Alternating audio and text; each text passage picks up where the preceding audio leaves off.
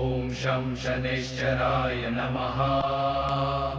ॐ शं शनैश्चराय नमः।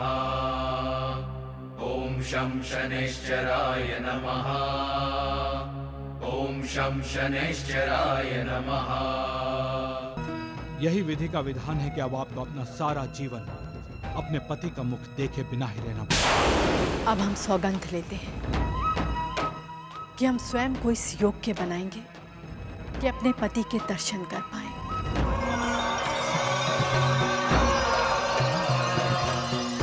जल देवी, हम अपनी छाया को जीवित करना चाहते हैं।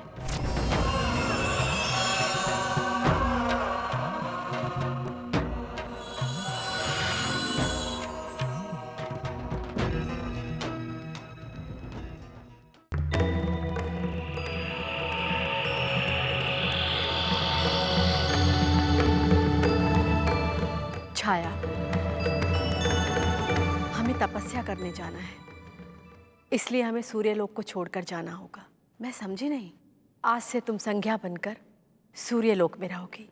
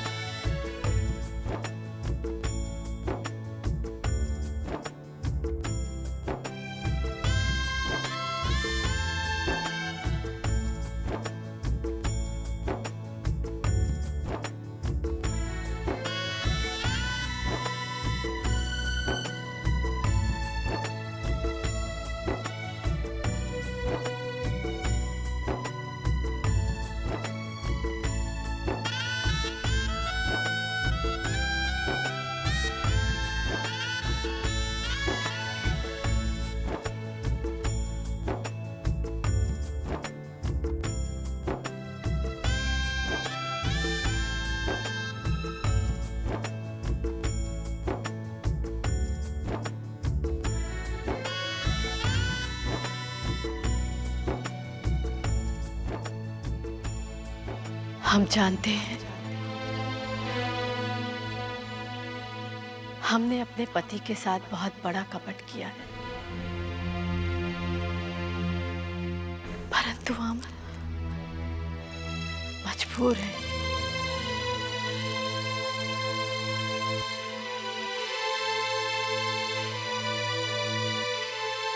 अब हम अपने प्रण से पीछे नहीं हटेंगे।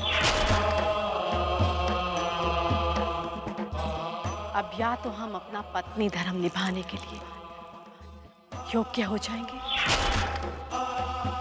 या फिर अपने धर्म की खोज में अपने प्राणों की आहुति दे देंगे।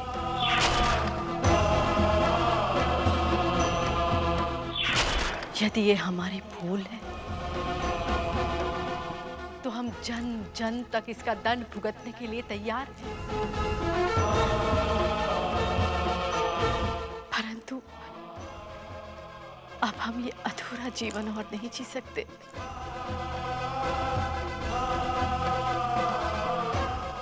नहीं जी सकते अधूरा जीवन।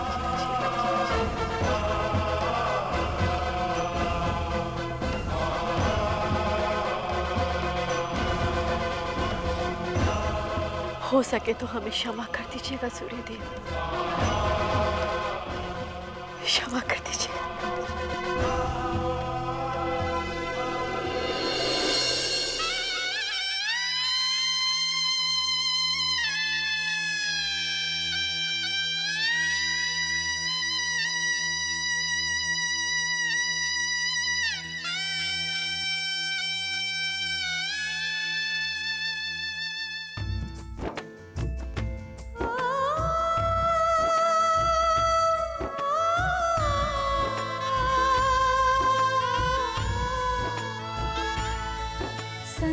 सुहाग को छोड़ चली, संतान को छोड़ चली,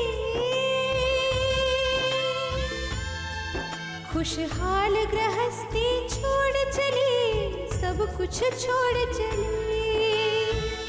सूर्य पत्नी संज्ञा, सूर्य पत्नी संज्ञा,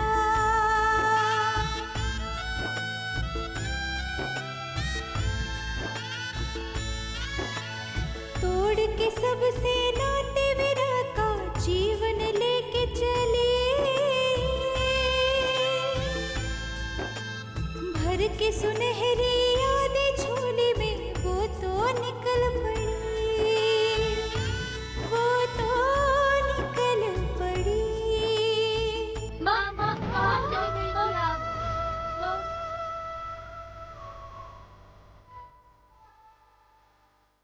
माँ, हमने तुम्हें सारे महल में ढूंढा और तुम यहाँ हो।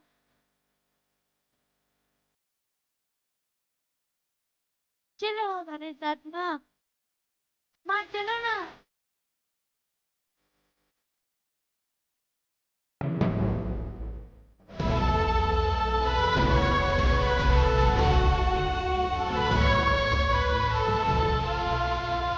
चलो ना माँ।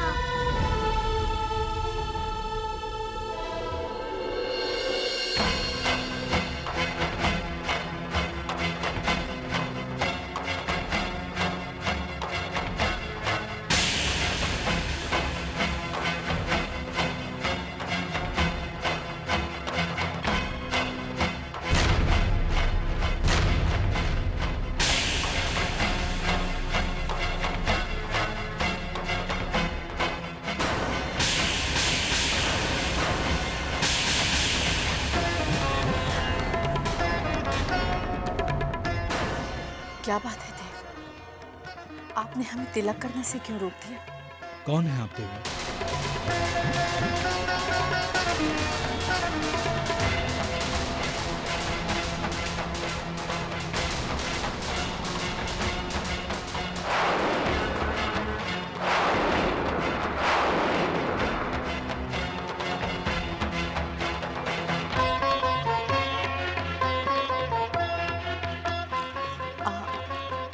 हम आप ये कैसा क्वेश्चन पूछ रहे हैं हमसे? हम आपकी पत्नी हैं। नहीं, आप हमारी पत्नी नहीं हो सकती, क्योंकि हमारी पत्नी हमारा मुख नहीं देख सकती।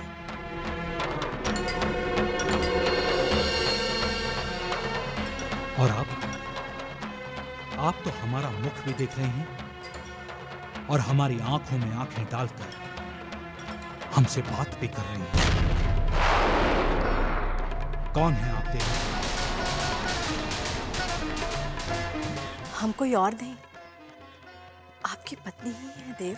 यदि आप हमारी पत्नी हैं, तो आप हमारा मुख कैसे देख पा रही हैं? देव,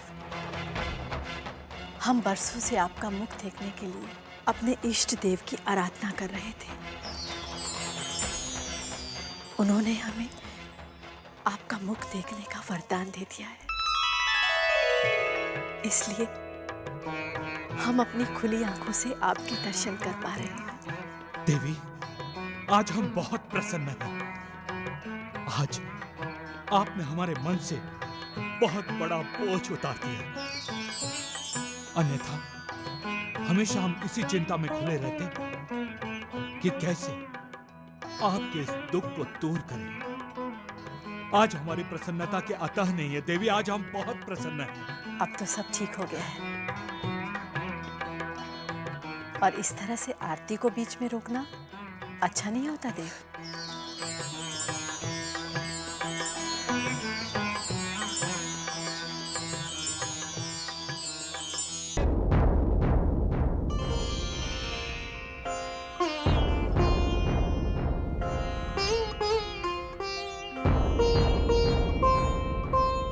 माँ, तुम यमुना को अधिक प्रेम करती हो और हर दिन उसे अपने हाथों से खाना खिलाती हो। यदि तुम सबसे छोटे होते तो हम तुम्हें भी अपने हाथों से खाना खिलाते। लो माँ, अब मैं हो गया यमुना से भी छोटा, अब खिलाओ। माँ, माँ, ये देखिए, हमने अपने हाथों से आपकी तस्वीर बनाई है।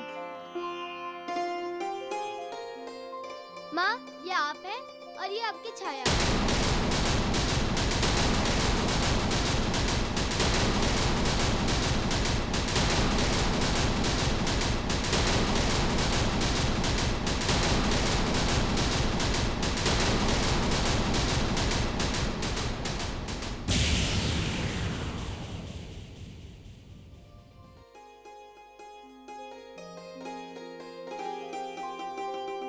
माँ, हर प्राणी के साथ उसकी छाया क्यों आवश्यक होती है? यदि परछाई नहीं तो प्राणी का जीवन नहीं।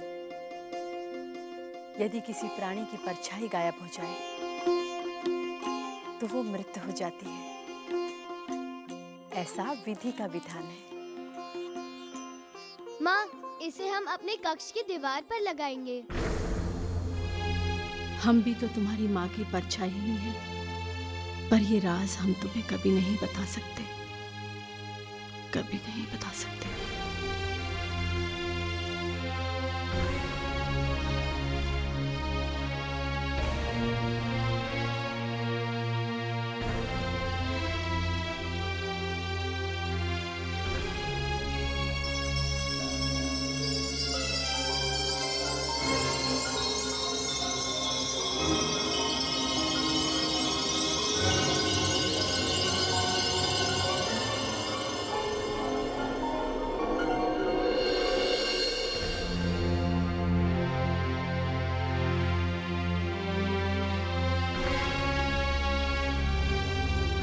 आइए, आज इधर कैसे आना हुआ?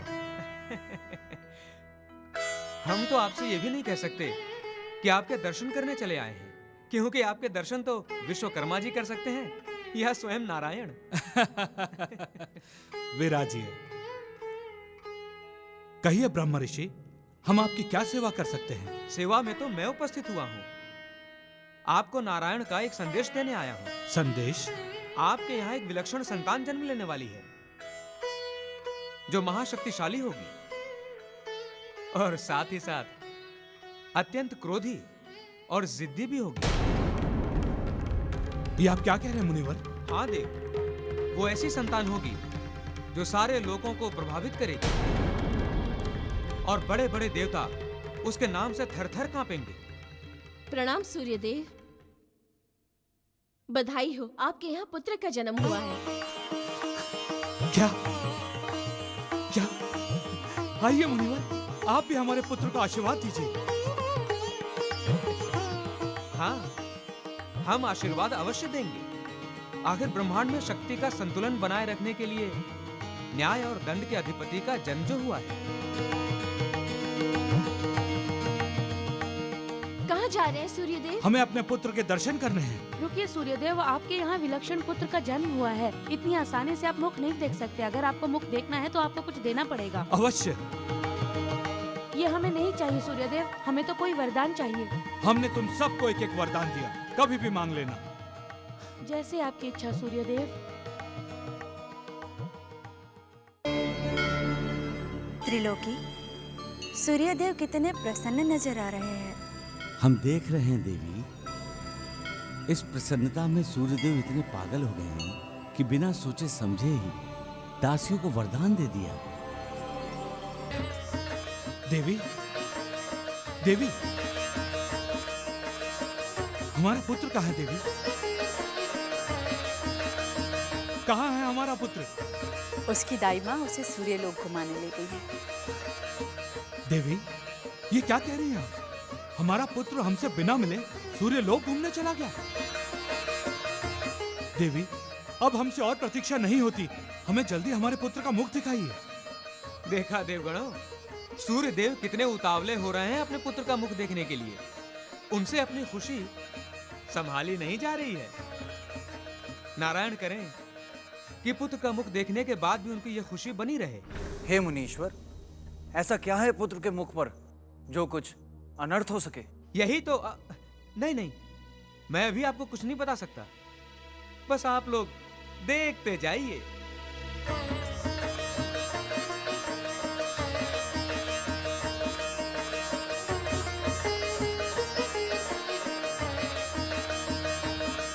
देवी, अब हमसे और प्रतीक्षा नहीं होती, हमें हमारे पुत्र के दर्शन करवा दो।